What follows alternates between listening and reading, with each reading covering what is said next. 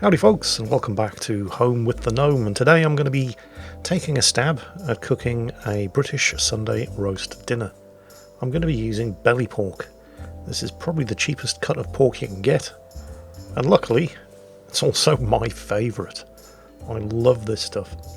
The trick, of course, to preparing belly pork is the skin. It has to be crunchy and crisp, but not tough and rubbery.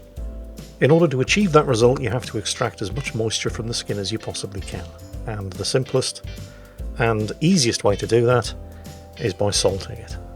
There's no secret trick to this. Well, there are a couple. But at its most basic, that is literally all you're doing. You're just salting the skin and rubbing it in. You can save yourself some time in this step because it's going to have to sit in the fridge for a couple of hours in order for the salt to get to work on all the moisture in the skin. But what you can do to help the salt penetrate the skin layers is using a very, very sharp knife, just score the skin. I've seen people use Stanley knives for this. Just, make sure you're using a clean blade. Oh, for any Americans watching, a Stanley knife is, I believe, what you refer to as a box cutter. And that will do a good job. Just, make sure you use a clean blade. Scoring the skin like this is not only going to help the fat and juices get out of the skin, it's also going to help that salt get into the skin where it can do a more thorough job of drawing out all of the moisture. Once you're done, that goes into the fridge for at least an hour. Once it's good, out of the fridge, wash off any excess salt under cold water, and then using a kitchen towel or some other absorbent material, dab off all that excess moisture. And then repeat the process. Salt it again, pat the salt into the skin again, and then back in the fridge for another hour. How do you know when it's done in the fridge? Well, when you take it out of the fridge, it should look like this.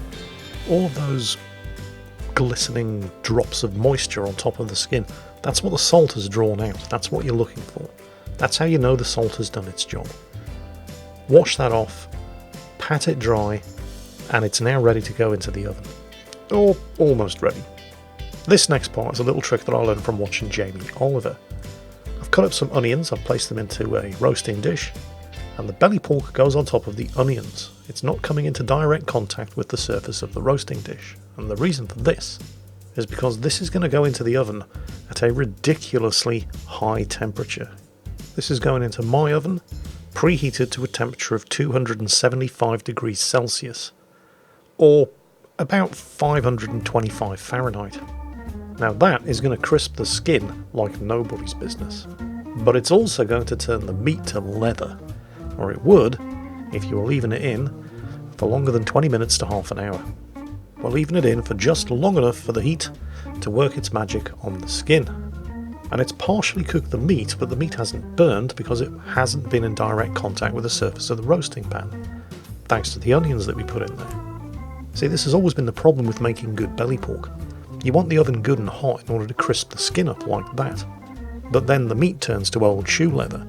On the other hand, if you cook at a low temperature, the meat is nice and tender and juicy, but the skin's like a flap of rubber. That now is going to go back into the oven for a good 3 to 4 hours at a temperature of 150 Celsius or about 300 Fahrenheit in order to slow cook the rest of the meat. But what am I going to do with these onions? Because it'd be a shame to waste them. Well, it just so happens that the day before I prepared some homemade chicken stock, which has been in the fridge overnight, which is why it looks like jelly. Trust me, this stuff is like liquid gold. It's going to make the most amazing gravy in combination with those roasted onions. Chicken stock is so easy to make, by the way. You just take a load of chicken wings, roast them in the oven until they turn crispy and golden brown, stick them in a big old pot along with whatever vegetables you happen to have handy, onions, celery, leeks, carrots, whack them all in there, cover the whole thing with water, bring it to a boil and then let it simmer for a good 3 or 4 hours.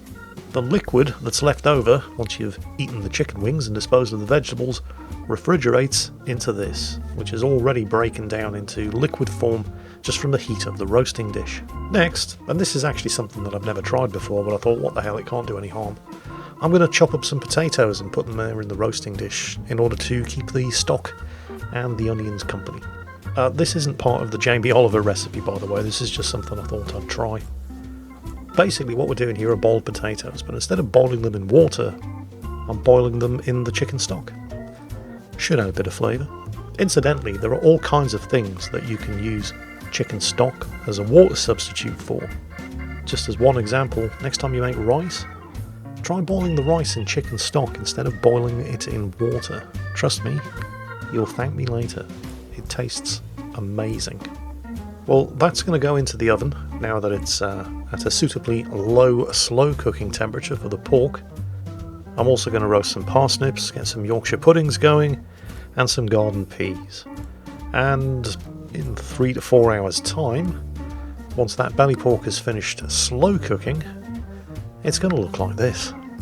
Crunchy and crispy on the outside, succulent, tender and juicy on the inside. And of course, all of the stock and juices that the onions and potatoes were done in makes a delicious gravy. And that is the best belly pork I have ever had. Take care folks, enjoy your meal, because I'm pretty damn sure I will.